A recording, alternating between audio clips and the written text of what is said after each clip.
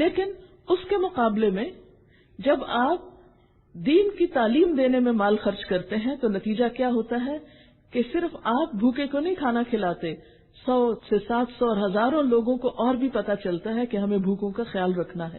اب نتیجہ کیا ہوا؟ ایک تو یہ تھا کہ آپ نے خود کھانا کھلا دیا اور کام ختم کر دیا، اور ایک یہ کہ آپ نے دوسروں کو بھی اکسایا۔ قرآن پاک میں کیوں کہا گیا کہ أَرَأَيْتَ الَّذِي يُكَذِّبُ بِالدِّينِ فَذَلِكَ الَّذِي يَدُعُّ الْيَتِيمَ وَلَا يَحُضُّ عَلَى طَعَامِ الْمِسْكِينِ، کہ یہ مسکین کو کھانا کھلانے پہ ترغیب نہیں دیتا۔ تو دوسروں کو جو ترغیب دینا ہے اور اللہ کے کلام کے ساتھ یا اللہ تعالیٰ کے رسول صلی اللہ علیہ وسلم کی احادیث سنا کر یہی تو ترغیب دینا ہے۔ تو جو شخص صرف خود تو نیکی کرتا ہے، دوسروں کو نیکی کرنے کے لیے نہیں کہتا، اس کی نیکی ادھوری ہے۔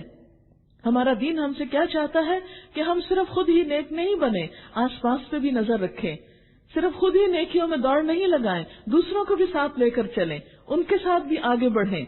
اس کا پھر فیض اور اثر پورے معاشرے تک جاتا ہے، ہر طرف پھر خوشحالی آتی ہے، رحمت آتی ہے، برکت آتی ہے، لوگ حرام سے بچتے ہیں، حلال کے راستے اختیار کرتے ہیں۔ تو اسی وجہ سے فی سبیل اللہ یعنی اللہ کے دین کے راستے میں جب مال خرچ کیا جاتا ہے تو 700 گنا تک چلا جاتا ہے، اور صرف 700 گنا نہیں بلکہ کیا فرمایا، واللہ یضاعف لمن یشاء، اور اللہ بڑھاتا ہے جس کے لیے چاہتا ہے۔ یعنی اس کو پتا ہے کہ ایک شخص کے 1 روپے خرچ کرنے کا اجر کہاں تک پہنچ گیا، کتنے لوگوں نے فائدہ اٹھایا۔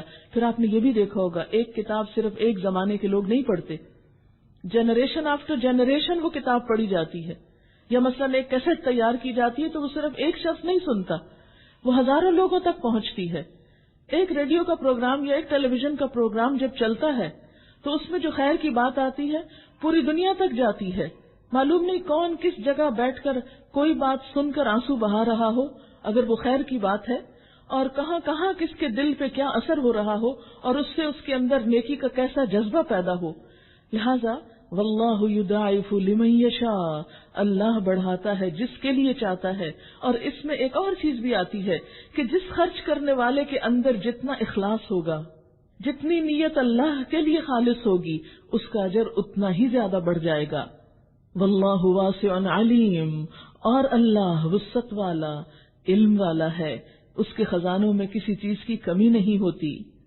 الذین ينفقون اموالهم فی سبیل اللہ، وہ لوگ جو اپنے مال اللہ کی راہ میں خرچ کرتے ہیں اور خرچ کر کے پھر احسان نہیں جتاتے، نہ دکھ دیتے ہیں، ان کا اجر ان کے رب کے پاس ہے۔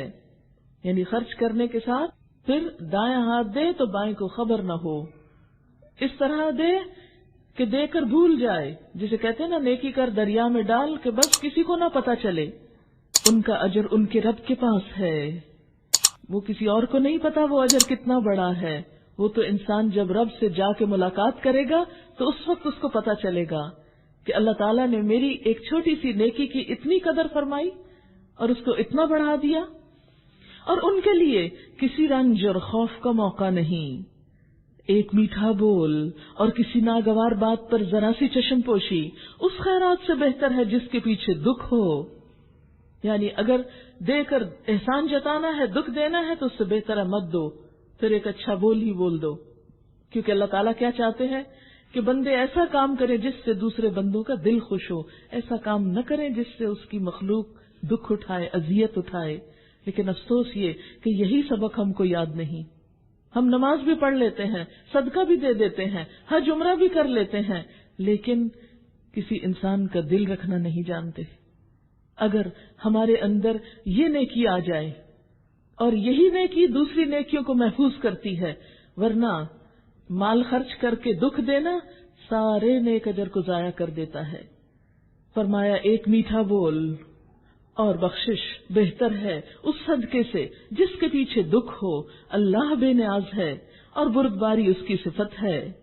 یا ایھا الذین آمنوا لا تبطلوا صدقاتکم بالمن والاذی، اے ایمان لانے والو اپنے صدقات کو احسان جتا کر اور دکھ دے کر اس شخص کی طرح خاک میں نہ ملا دو جو اپنا مال محض لوگوں کو دکھانے کے لیے خرچ کرتا ہے اور نہ اللہ پر ایمان رکھتا ہے نہ آخرت پر۔ اس کے خرچ کی مثال ایسی ہے جیسے ایک چٹان تھی جس پر مٹی کی تہ جمی ہوئی تھی اس پر جب زور کبھی برسا، بارش برسی، ساری مٹی بہ گئی اور صاف چٹان کی چٹان رہ گئی۔ یعنی ایسے لوگ جو دکھاوے کے کام کرتے ہیں ان کی حالت کیا ہوتی ہے؟ جیسے ایک چکنا پتھر ہو، بڑی سی چٹان ہو، اور اس پر وقتی طور پر کچھ گرد و غبار پڑ گیا، اور یہ گرد و غبار کیا ہے؟ ظاہری نیکی جو وقتی طور پر اس نے کی، اور کیا ہوا؟ زور کی بارش آئی اور وہ سارا دھل کے ویسے کا ویسا ہو گیا، جو اس کی اصلیت تھی وہ باہر نکل آئی۔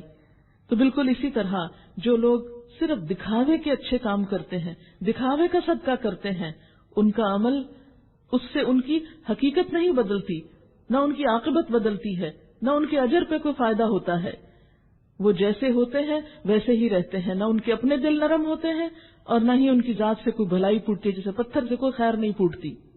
لا يقدرون على شيء مما كسبوا، ایسے لوگ اپنے نزدیک خیرات کر کے جو نیکی کماتے ہیں اس سے کچھ بھی ان کے ہاتھ نہیں آتا، اور کافروں کو سیدھی راہ دکھانا اللہ کا دستور نہیں۔ بخلاف اس کے جو لوگ اپنے مال محض اللہ کی رضا جوئی کے لیے دل کے پورے ثبات اور قرار کے ساتھ خرچ کرتے ہیں، یعنی ان کا دل تھوڑا نہیں ہوتا دیکھ کے کہ ہائے کیوں دے دیا اور اتنا دے دیا، نہیں، پورے دل کی تسلی کے ساتھ، اطمینان کے ساتھ دے کر پچھتاتے نہیں۔ ان کے خرچ کی مثال ایسی ہے جیسے کسی سطح مرتفع پر یعنی ہائی لینڈز پر ایک باغ ہو، اگر زور کی بارش ہو جائے تو دگنا پھل لائے، کیونکہ جو اونچی جگہ ہوتی ہیں، آپ نے دیکھا ہوگا پہاڑی علاقوں میں جو جگہ زرخیز ہوتی ہے اس میں بہت زبردست سبزہ اگتا ہے اور وہاں بارشیں بھی اکثر ہو جاتی ہیں، اور اگر زور کی بارش نہ بھی ہو تو ایک ہلکی فوار ہی اس کے لیے کافی ہو جائے۔ تم جو کچھ کرتے ہو سب اللہ کی نظر میں ہے، یعنی اخلاص سے خرچ کیا بہت تیزی سے بڑھتا ہے، جیسے اونچی زمین پر پیداوار بڑھتی ہے۔ ایود احدکم، کیا تم میں سے کوئی یہ چاہتا ہے، پسند کرتا ہے کیا کہ اس کے پاس ایک ہرا بھرا باغ ہو، نہروں سے سیراب، کھجوروں اور انگوروں اور ہر قسم کے پھلوں سے لدا ہوا، اور وہ عین اس وقت ایک تیز بگولے کی زد میں آ کر جھلس جائے جبکہ وہ خود بوڑھا ہو اور اس کے بچے چھوٹے ہوں، ابھی کسی لائق نہ ہوں۔ اس طرح اللہ اپنی باتیں تمہارے سامنے بیان کرتا ہے، شاید کہ تم غور و فکر کرو۔ یہ مثال کس شخص کی دی گئی؟ اس شخص کی کہ جو شخص نیکی کے کام بظاہر دکھاوے کو کرتا ہے لیکن حقیقت میں وہ نیکی نہیں ہوتی۔ ایسا شخص قیامت کے دن جب جا کر اللہ کے ہاں اپنا اجر دیکھے گا تو وہاں کچھ نہیں ملے گا، اور وہاں انسان کو سب سے زیادہ اپنے اعمال کے اجر کی ضرورت ہوگی۔ اس نے تو خرچ اس لیے کیا تھا کہ دنیا میں اس کی شہرت ہو جائے، وہ دنیا میں ہی مل گئی، آگے تو کچھ نہیں۔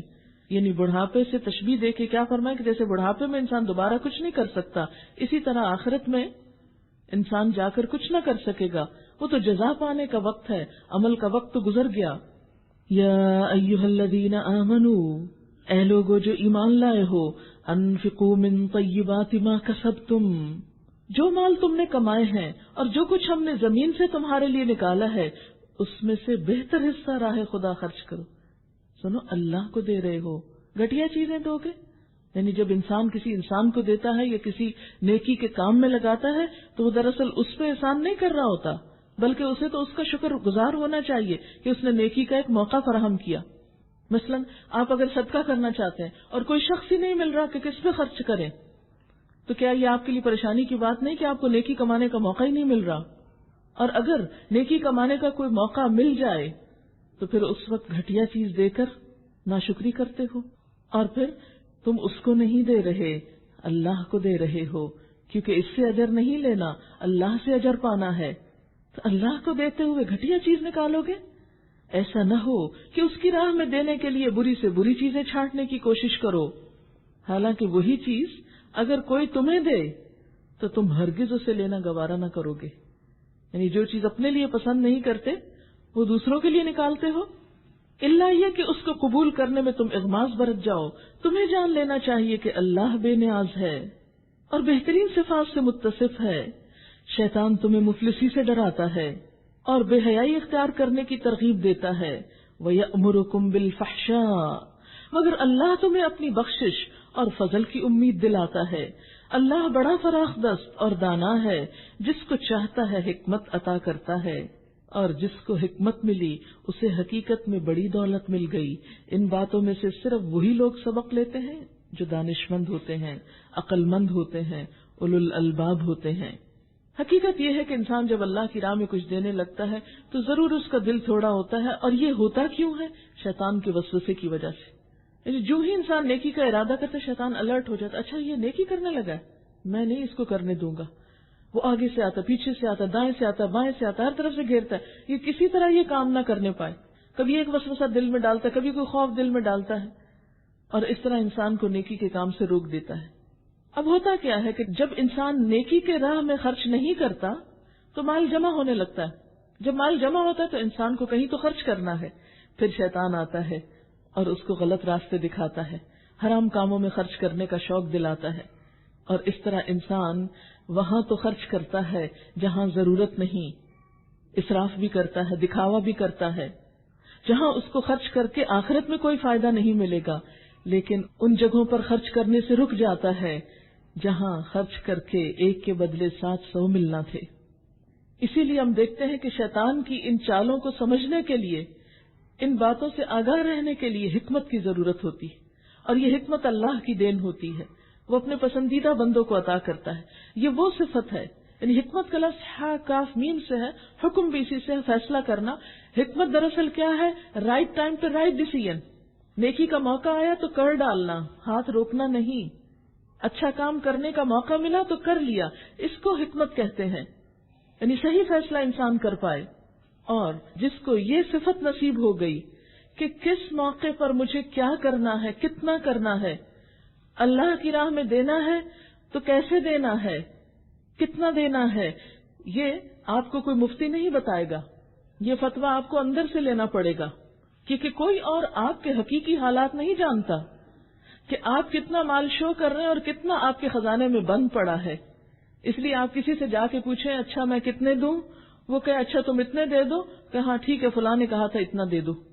نہیں، آپ کو پتا ہے کہ آپ کی حیثیت کیا ہے، آپ کے حالات کیا ہیں، آپ کو کتنا دینا چاہیے. یہ سب فیصلے کس بنا پر ہوتے ہیں؟ حکمت کی بنا پر ہوتے ہیں. اور یہ حکمت جیسی نعمت اللہ تعالیٰ ان لوگوں کو دیتا ہے جو نیکی کرنے میں سنجیدہ ہوتے ہیں، جو نیکی کرنے کے لیے تڑپتے ہیں، جو نیکی کرنے کے لیے دعائیں مانگتے ہیں. رب اعنی علی ذکرک و شکرک و حسن عبادتک.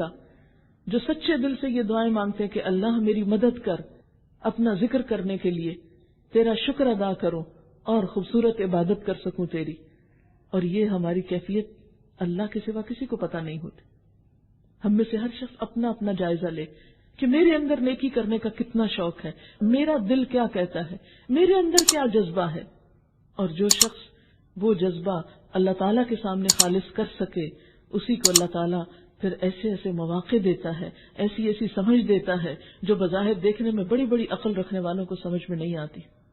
آج عقل مند شخص کون کہلاتا ہے؟ جو مال کو پلٹ پلٹ کے اپنی ذات پہ خرچ کرے اور کچھ بھی کسی اور کو نہ دے. کیوں؟ اس لیے کہ کسی اور کو دینا تو بڑے نقصان کی بات ہے نا، آپ کا بیلنس کم ہو جائے گا.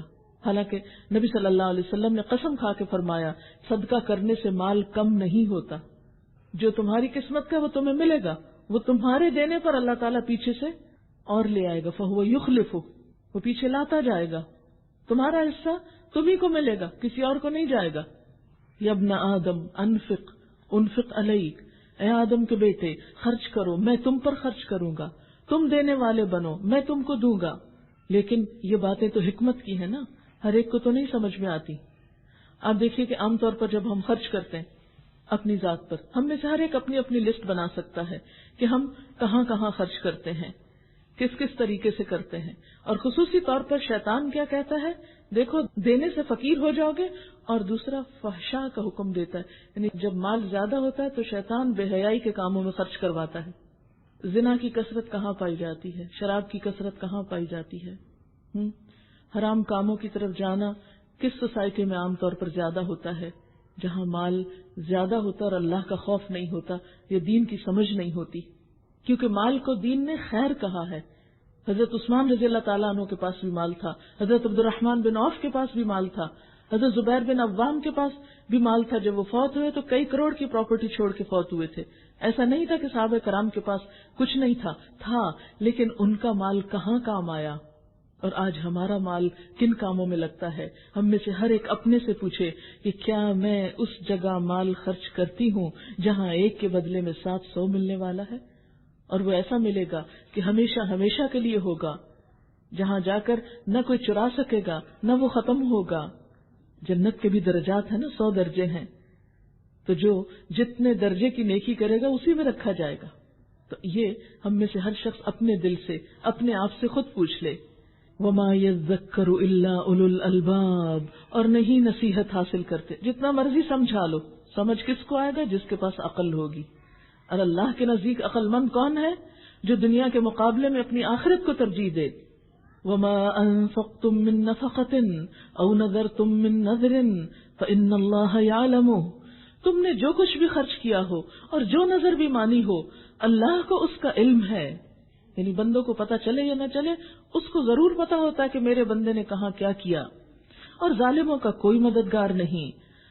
ان تبدوا الصدقات فنعما ہی وان تخفوها وتؤتوها الفقراء فهو خیر لکم، اگر اپنے صدقات علانیہ دو، یعنی دکھا کر بھی دو، بعض اوقات ریاکاری کی نیت سے نہیں، صرف اس لیے کہ دوسروں کو بھی شوق آئے، تو یہ بھی اچھا ہے۔ لیکن اگر چھپا کر حاجت مندوں کو دو تو یہ تمہارے حق میں زیادہ بہتر ہے۔ اس سے علماء یہ کہتے ہیں کہ زکوٰۃ وغیرہ جو فرض صدقہ ہے جو ہم پر لازم ہے، وہ دکھا کے دے دیا جائے تو دوسروں کو بھی یاد آ جائے گا کہ انہوں نے بھی دینا ہے۔ لیکن جب معاملہ ہو یا فی سبیل اللہ، جب دینا ہو اللہ کے دین کے راستے میں، تو دکھا کے دیا جا سکے، کیونکہ وہ کسی انسان پہ براہ راست احسان نہیں ہوتا۔ لیکن جو کسی محتاج کی مدد میں دینا ہو، جس سے کسی کی عزت نفس پہ حرج آتا ہو، تو وہ چھپا کر دینا بہتر ہے۔ تمہاری بہت سی برائیاں اس طرز عمل سے محو ہو جاتی ہیں، یعنی صدقہ انسان کی برائیوں کو دور کرنے میں مددگار ہوتا ہے، برائیوں کو مٹاتا ہے۔ ایک اور حدیث میں آتا ہے نا کہ صدقہ اللہ تعالیٰ کے غضب کو ٹھنڈا کرتا ہے، اور خاص طور پر وہ صدقہ جو پوشیدہ ہو، دائیں ہاتھ دے اور بائیں کو پتہ نہ ہو۔ واللہ بما تعملون خبیر، اور جو کچھ تم کرتے ہو اللہ کو بہرحال اس کی خبر ہے۔ لوگوں کو ہدایت بخش دینے کی ذمہ داری تم پر نہیں، ہدایت تو اللہ ہی جسے چاہتا ہے بخشتا ہے۔ اور خیرات میں جو مال تم خرچ کرتے ہو وہ تمہارے اپنے لیے ہی بھلا ہے، یعنی جو دیتے ہو تم ہی کو فائدہ ہے۔ آخر تم اسی لیے تو خرچ کرتے ہو کہ اللہ کی رضا حاصل ہو۔ تو جو کچھ مال تم خیرات میں خرچ کرو گے اس کا پورا پورا اجر تمہیں دیا جائے گا، یعنی پائی پائی کا حساب کیا جائے گا، اور تمہاری حق تلفی ہرگز نہ ہوگی کہ تم نے دیا اور تم کو واپس نہ ملا۔ دنیا میں تو بعض اوقات ایسا ہوتا نا کہ آپ کسی کو کچھ دیں تو پلٹ کے آپ کو کچھ بھی نہیں دیتا۔ تو انسان اگر دنیا ہی کی خاطر دے رہا ہے تو پھر تو اس کا انجام یہی ہونا چاہیے۔ لیکن جو شخص اللہ کی خاطر دیتا ہے، پھر اللہ تعالیٰ کے ہاں ایک ایک چیز پوائنٹس میں بھی لکھ لی جاتی ہے۔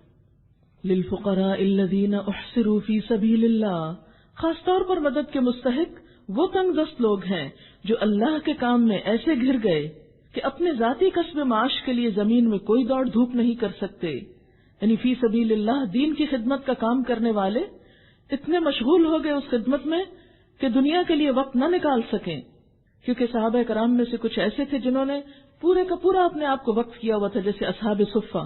وہ اپنا گھر بار، مال، اولاد، اپنے تجارت سب کچھ چھوڑ کر مدینہ میں آ کر رہ رہے تھے آپ صلی اللہ علیہ وسلم کے پاس۔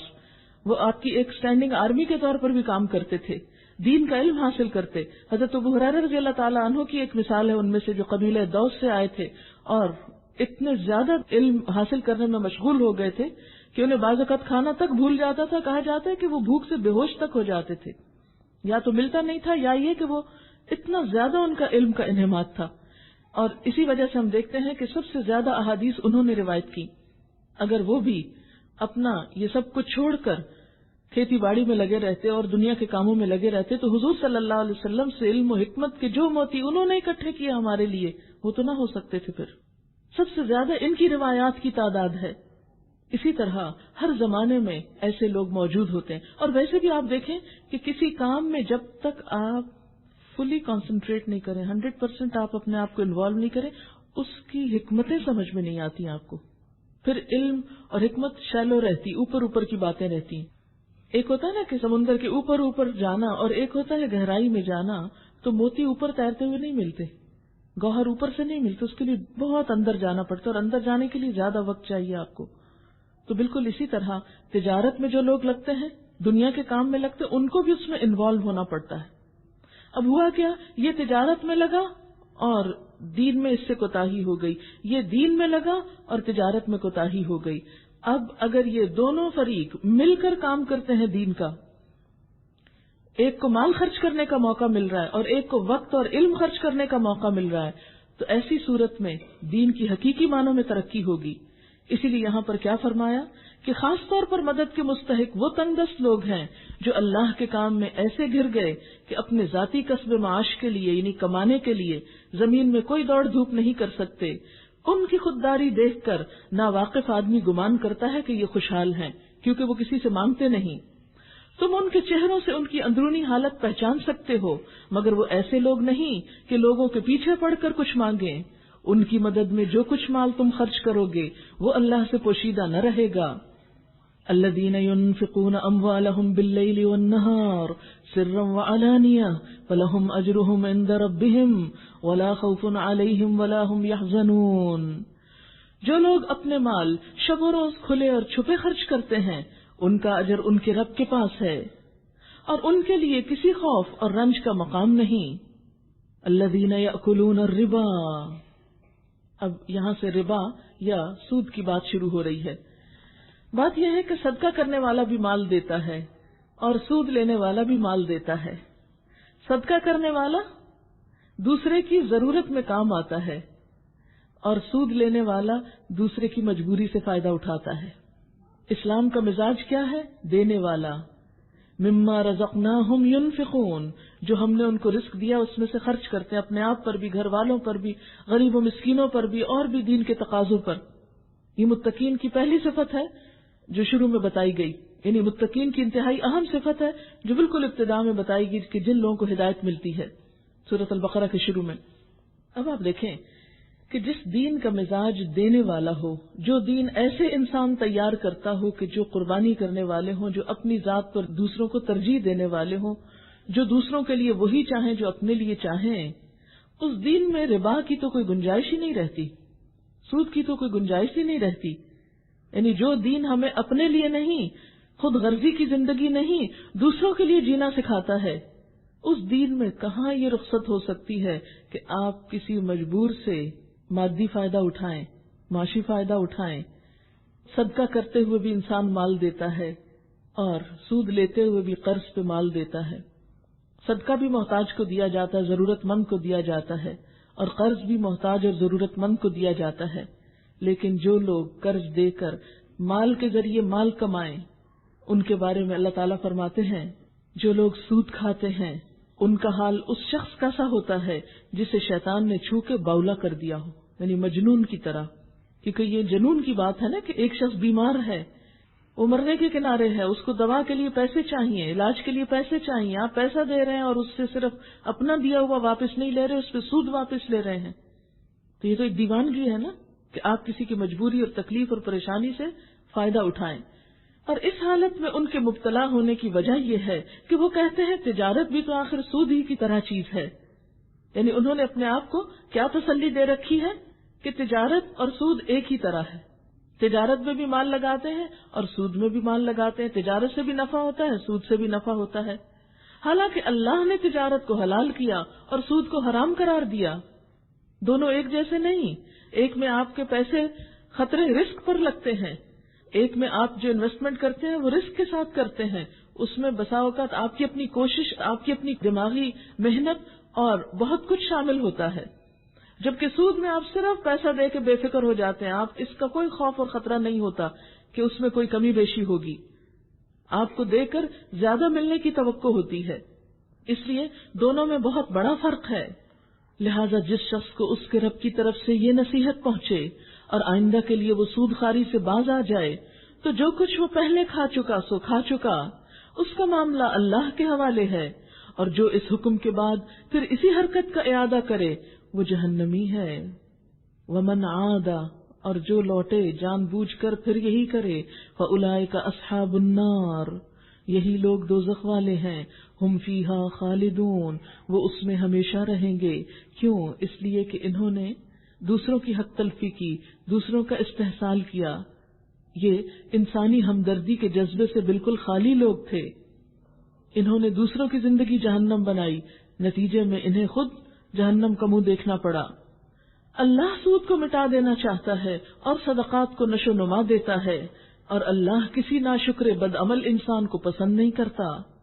ہاں، جو لوگ ایمان لے آئیں اور نیک عمل کریں اور نماز قائم کریں اور زکوٰۃ دیں، ان کا اجر بے شک ان کے رب کے پاس ہے، اور ان کے لیے کسی خوف اور رنج کا موقع نہیں ہے۔ اے لوگو جو ایمان لائے ہو، اللہ سے ڈرو، اور جو کچھ تمہارا سود لوگوں پہ باقی رہ گیا ہے اسے چھوڑ دو، اگر واقعی تم ایمان لائے ہو۔ لیکن اگر تم نے ایسا نہ کیا تو آگاہ ہو جاؤ کہ اللہ اور اس کے رسول کی طرف سے تمہارے خلاف اعلان جنگ ہے۔ اب بھی توبہ کر لو، یعنی سود چھوڑ دو، تو اپنا اصل سرمایہ لینے کے تم حقدار ہو، یعنی جو قرضہ دیا ہے وہ واپس لے سکتے ہو۔ لا تظلمون ولا تظلمون، نہ تم ظلم کرو نہ تم پہ ظلم کیا جائے، یعنی نہ تم کسی کی حق تلفی کرو اور نہ تمہارا اصل مال لے کے تم پر ظلم کیا جائے۔ تمہارا قرض دار تنگ دست ہو تو ہاتھ کھلنے تک اسے مہلت دو، اور جو صدقہ کر دو تو یہ تمہارے لیے زیادہ بہتر ہے اگر تم سمجھو۔ اس دن کی رسوائی اور مصیبت سے بچو جبکہ تم اللہ کی طرف واپس ہوگے، وہاں ہر شخص کو اس کی کمائی ہوئی نیکی یا بدی کا پورا پورا بدلہ مل جائے گا، اور کسی پر ظلم ہرگز نہ ہوگا۔ یا ایھا الذین آمنوا اذا تداینتم بدین، اے لوگو جو ایمان لائے ہو،